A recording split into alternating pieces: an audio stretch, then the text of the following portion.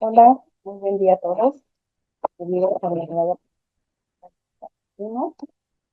Vamos a empezar con nuestra unidad número 1, Introducción a la era digital, la normatividad y los servicios digitales. Yo soy su docente, Arely Torres García. Bienvenidos. El orden del día que vamos a tener en esta sesión es nuestra bienvenida, el objetivo de la unidad 1, el desarrollo de los sistemas, normatividad que regula el uso del ciberespacio y servicios digitales, medios digitales con credenciales para acceder al ciberespacio y plataformas. Los requerimientos, tipos de licenciamiento de software y hardware, así como las unidades de medida. Y por último, la conclusión. El objetivo de la unidad 1 es aplicar normativas y buenas prácticas en el uso del ciberespacio y los servicios digitales, protegiendo la salud digital y el medio ambiente y gestionando adecuadamente la información y los recursos tecnológicos según su contexto. En el transcurso de la unidad vamos a ir aprendiendo diferentes normativas, además de buenas prácticas para un uso correcto del ciberespacio. Iniciamos con el origen y la evolución de la estructura de Internet. Para iniciar con este tema es muy importante que conozcamos los orígenes del Internet para pensar en el ciberespacio. Entonces, ¿qué es el Internet? El Internet es una red global descentralizada de computadoras interconectadas que a través de protocolos TCP/IP permiten la transmisión de datos en formatos digitales funcionando como una única red lógica a pesar de su estructura física diversa, es decir, que están interconectadas por cable, mediante cableado. Sin embargo, toda la transmisión ocurre de forma digital. En 1969 surge el Internet con la creación de ARPANET, que conectó a universidades en California y Utah en los Estados Unidos. En 1989, la World Wide Web, la WWW, es desarrollada por Tim Berners-Lee y Robert Hageliu. La WWW es un sistema de documentos de hipertexto accesibles a través de Internet, utilizando navegadores web que nos permiten, como usuarios, explorar páginas que contienen textos, imágenes y videos. Por eso nos preguntamos, ¿qué podemos ver de información en Internet? Bueno, los navegadores web nos permiten ver textos, imágenes, videos, otros contenidos multimedia mediante hiperenlaces, correo electrónico, transmisión de archivos, mensajería instantánea, juegos en línea y el tan mencionado y últimamente muy sonado stream.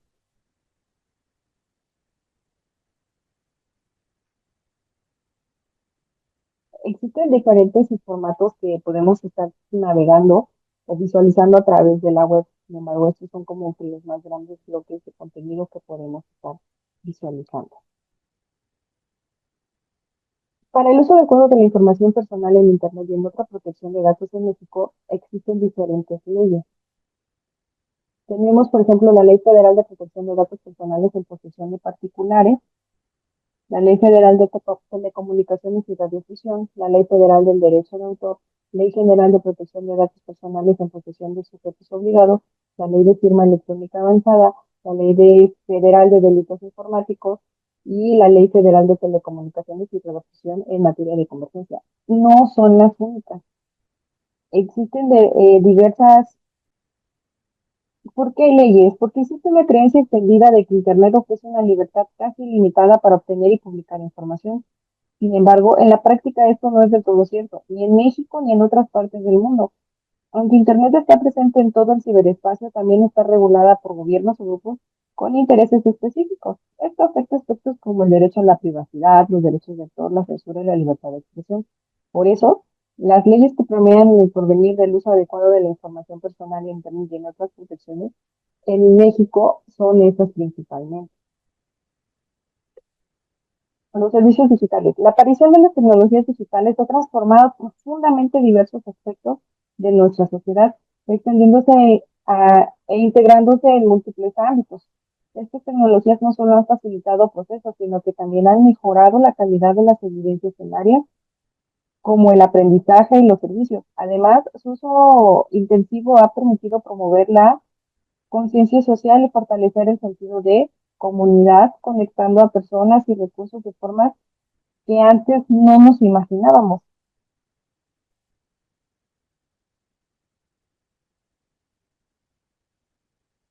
Por eso, en este grupo de servicios digitales te voy a mencionar, por ejemplo, que la comunicación van a ser todas aquellas videoconferencias, chats, correos electrónicos, foros virtuales, redes sociales como Facebook, Twitter, que nos permiten mensajerías, chatear y listas de distribución.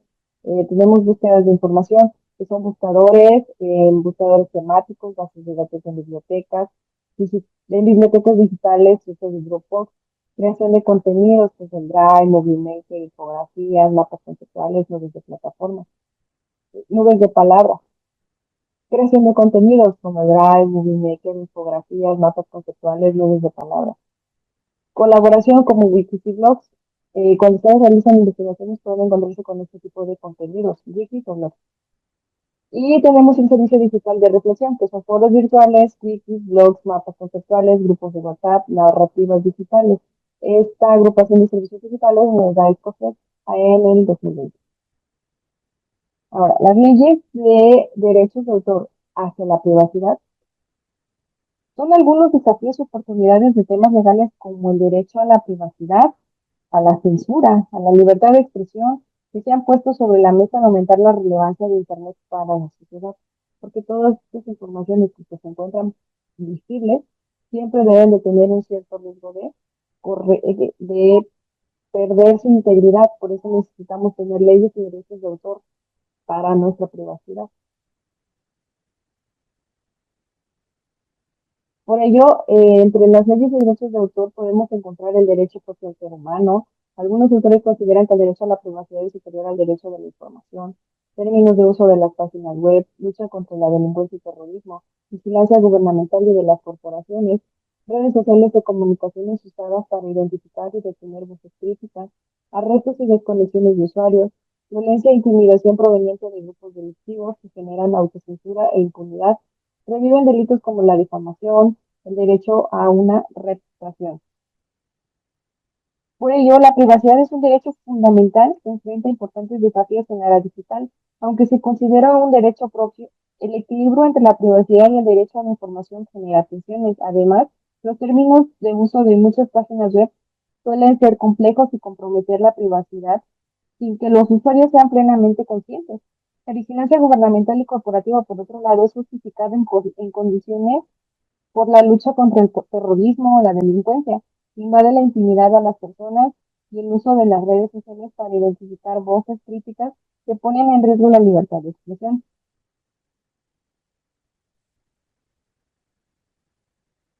Pasamos a los software. ¿Qué es un software? Un software es un conjunto de programas y aplicaciones que permiten a las computadoras realizar diversas tareas. Existen varios tipos de software, cada uno diseñado para satisfacer necesidades específicas. Gestiona los recursos de hardware y permite la interacción entre el usuario y la máquina. Las licencias pueden ser de uso libre, licencias de fuente abierta, licencias compartidas, el shareware, licencias de demostración, licencias comerciales, permanentes, software libres y de suscripción. Licencias. Las licencias de uso libre no tienen costo, tienen desarrolladores identificados. Licencias de fuente abierta. Estos tienen accesos al código fuente para que puedas editarlo, es decir, se puedan hacer modificaciones. Licencias compartidas, el shareware, son licencias de demostración que se pueden usar con ciertas limitantes, pueden usualmente pagarse por permiso para el uso. Y las licencias comerciales tienen un costo, se paga por un permiso para el uso. Estas licencias comerciales pueden ser permanentes, que son de software libre, sin límite de uso de pago. De suscripción, que tienen una vigencia determinada, suelen tener bajo costo, después de determinado tiempo tienes que renovarlo para su uso.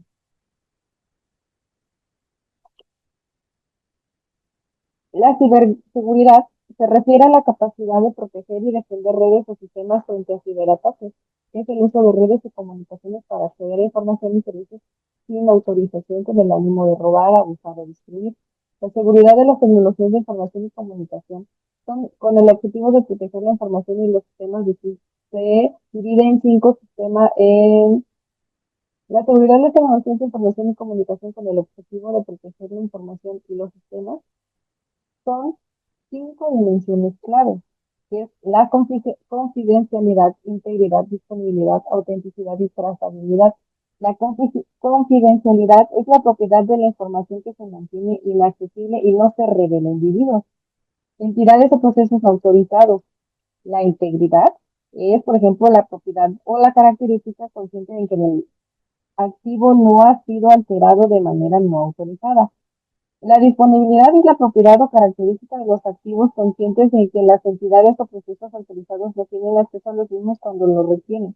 Y la autenticidad es la propiedad o característica consciente en que una entidad es quien dice ser o bien quien garantiza la fuente de que proceden los datos. Y la trazabilidad es la propiedad o característica consciente de que actuaciones de una entidad pueden ser imputadas exclusivamente a dicha entidad. La identidad digital. Según el manifiesto de la ONU, dice que se tiene la identidad de una persona tanto un derecho fundamental como un derecho humano y que esta verificación debe ser posible tanto en el mundo físico como en el digital. La autenticación en línea es fundamental en ciberseguridad, ya que se encarga de garantizar que la identidad de una persona o entidad en línea sea legítima. Esto es esencial para asegurar que la información y las transacciones de Internet se realicen entre partes confiables. La autenticación de identidad. Existen diferentes métodos como contraseñas, certificados digitales, tokens y seguridad y biometría. La autenticación multifactorial que combina varios de estos métodos es vista como una de las formas más seguras para verificar entidades. Tener, por ejemplo, contraseñas, claves de seguridad, verificar con un mensaje SMS, llamadas de voz, preguntas de seguridad, así como una dirección de correo alterna. Una de las medidas preventivas es usar contraseñas seguras y cambiarlas regularmente. Habilitar la autenticación de dos factores donde sea posible. No hacer clic en enlaces sospechosos o descargar archivos de fuentes desconocidas, sobre todo cuando nos llegan a nuestros correos electrónicos o cuando estamos navegando en redes sociales o por investigaciones en navegadores. Debemos mantener el software y los sistemas actualizados con los últimos parches de seguridad, además de utilizar un software de seguridad confiable y utilizarlo regularmente. Contar con algún tipo de autenticación nos ayudará de manera eficaz a proteger nuestros datos, sobre todo para evitar accesos no deseados a nuestra información.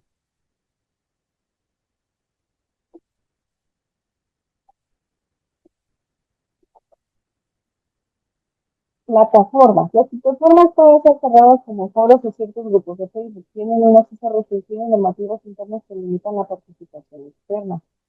Y muchas de las redes sociales imponen reglas estrictas, por ejemplo, WhatsApp, YouTube, HBO, especialmente en términos de propiedad intelectual y acceso. Cuando nosotros generamos el pago o cuando aceptamos los servicios, sin darnos cuenta de aceptar los términos y condiciones, en esas lecturas sí podemos encontrar con la diversificación de restricciones o libertades que tenemos por el uso y consumo de estas plataformas.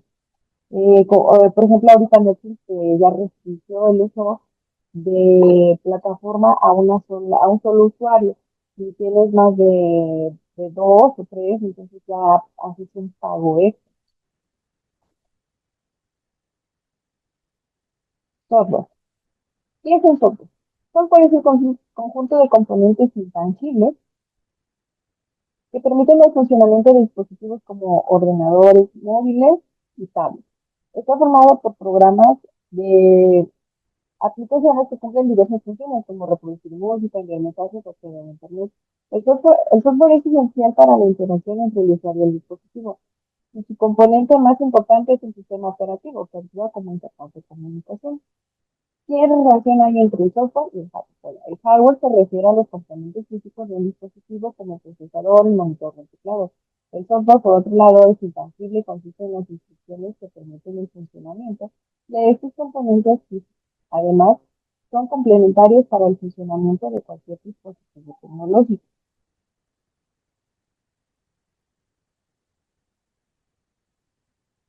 El software es esencial para la interacción entre el usuario y el dispositivo. Su componente más importante es el sistema operativo que actúa como interfaz de comunicación.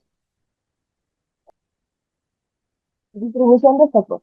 Existen diferentes tipos de software, el comercial, libre y gratuito. El comercial se refiere al que se vende a través de tiendas físicas o en línea. Al adquirir un software comercial, el usuario obtiene la copia con una clave única, pero no los derechos sobre el producto. Por ejemplo, tenemos Microsoft Windows o AutoCAD. El software libre es de código abierto, lo que permite al usuario modificar al software según sus necesidades. Aunque muchos son gratuitos, algunos pueden adquirirse mediante un pago, por ejemplo, Mozilla Firefox o Word. Existen también los software gratuitos.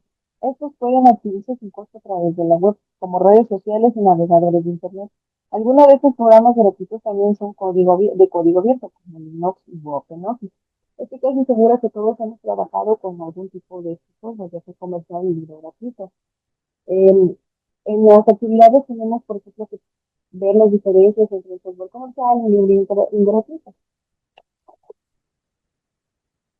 El software es un componente esencial en la era digital, ya que habilita todas las funciones de los dispositivos tecnológicos que usamos a diario. Existen diversos tipos de software, desde los que permiten la creación de nuevos programas hasta los que nos brindan herramientas específicas para tareas cotidianas o profesionales. Además, la seguridad juega un papel crucial cuando se trata de software malicioso, ya que esto puede comprometer tanto la información personal como el funcionamiento del sistema. Este otro tipo de software también es un software muy importante, el software malo. La información digital ocupa espacio. La información digital también se mide en términos de su tamaño, ya que los archivos almacenados, ya sea una fotografía o un video, tienen un tamaño físico que se guarda en algún lugar, como una tarjeta de memoria o el disco duro. Todos los archivos, todo lo que tenemos a la vista en una computadora o en un dispositivo, ocupa un espacio. El tamaño de los archivos y su medición tienen diferentes tamaños. Siempre los vamos a poder ver en propiedades de cada uno de estos archivos. Por ejemplo, una imagen puede tener un formato JPG con un tamaño de 480 GB.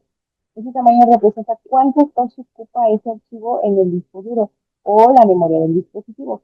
El tamaño de los archivos es importante porque los dispositivos de almacenamiento se comercializan por su capacidad, es decir, cuánto pueden almacenar. Las unidades de medida. La información digital se maneja en dos estados, encendido o apagado, encendido uno o apagado 2.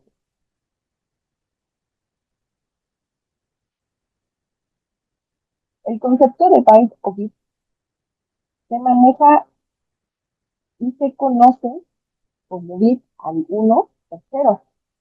Sin embargo, los bits se agrupan en unidades mayores llamadas bytes. Un byte se compone de 8 bits y es la unidad básica utilizada para describir caracteres como letras o números. Las unidades de almacenamiento de información, a medida que crece la cantidad de información, también crecen las unidades de medida.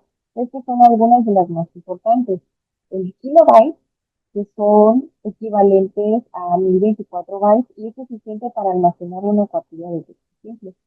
Un megabyte, que son 1024 eh, kilobytes y lo que sería igual a un tamaño de un libro.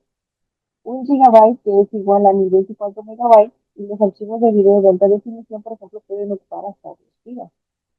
Un terabyte, que equivale a 1024 gigabytes, es la unidad de medida más usada para almacenar grandes volúmenes de datos, como los contenidos de una biblioteca digital. El petabyte, el exabyte y petabyte son unidades de medida que describen cantidades masivas de información, generalmente utilizadas en centros de datos o en Internet. La importancia del tamaño en el almacenamiento. Cuando entendimos las unidades de medida, podemos dimensionar mejor la cantidad de datos que almacenamos, desde un documento pequeño de texto hasta colecciones masivas de información en Internet. Todo se mide en bits y bytes y esas unidades ayudan a calcular cuánto espacio tenemos disponible en nuestros dispositivos o qué tipo de almacenamiento necesitamos. Por ello, toda la información digital que almacenamos en nuestros dispositivos ocupa espacio. Medirlos en términos de unidades, bytes, kilobytes, megabytes y más. Comprender estas unidades es esencial para manejar de manera eficiente nuestros recursos de almacenamiento, ya que cada archivo, desde una simple imagen hasta videos de alta definición, ocupan un espacio específico. A medida que aumenta obviamente nuestra cantidad de datos que usamos y almacenamos, también lo hacen las necesidades de almacenamiento que van desde los pocos megabytes hasta múltiples terabytes e incluso petabytes o grandes sistemas de información. Es por ello que en esta unidad se ha proporcionado una base sólida sobre la interacción segura y responsable en el ciberespacio, subrayando la importancia de conocer y coincidir con las necesidades digitales. A través del estudio de esta unidad, vamos a desarrollar habilidades clave para aprovechar los servicios digitales de manera eficiente, entendiendo la relevancia de aplicar buenas prácticas y respetar los estándares legales y éticos, como pudimos mencionar, las leyes de protección y las leyes de autor. Ese conocimiento es esencial para desenvolverse de manera efectiva y protección en la era digital, promoviendo un uso consciente y ético de la tecnología. Para abordar más sobre la unidad 1, tenemos un foro de discusión que es sobre una visión integral del ciberespacio y los recursos digitales. En este foro tenemos que comentar, hacer preguntas.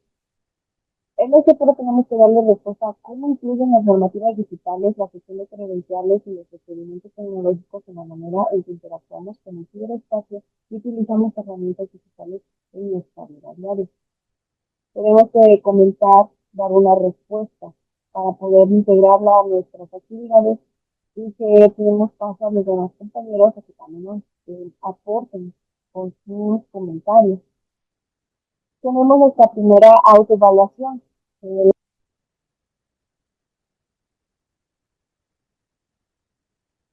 nuestra primera autoevaluación en la que tenemos que 10 preguntas que tenemos que responder correctamente. También ya está disponible, por favor.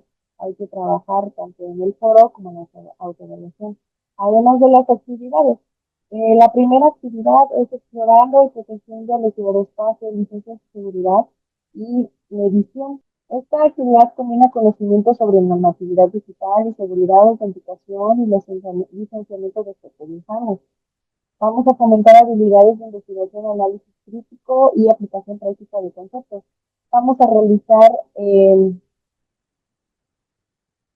investigación con presentación y una simulación práctica. Vamos a investigar temas como historia y evolución de la era digital, derechos de autor y licencias de software, cantidad, identidad digital, identificación y autenticación en línea, requerimientos de software y hardware y unidades de medida en tecnología. La segunda actividad es la gestión segura de identidad digital, acceso y autenticación en línea.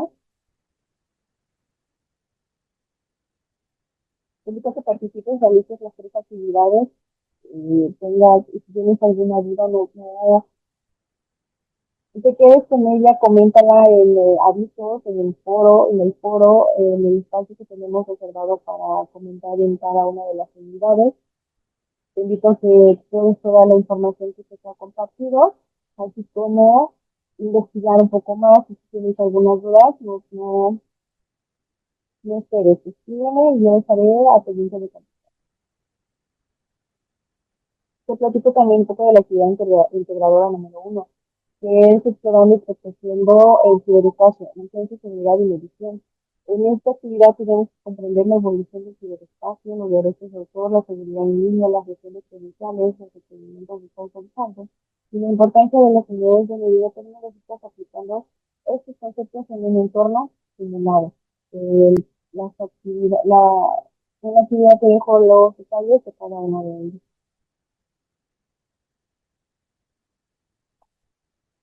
Espero que sigas teniendo un excelente día, una excelente semana y no dudes en contactarme mediante correo electrónico o mensajería de plataforma. Explórala, revisa el material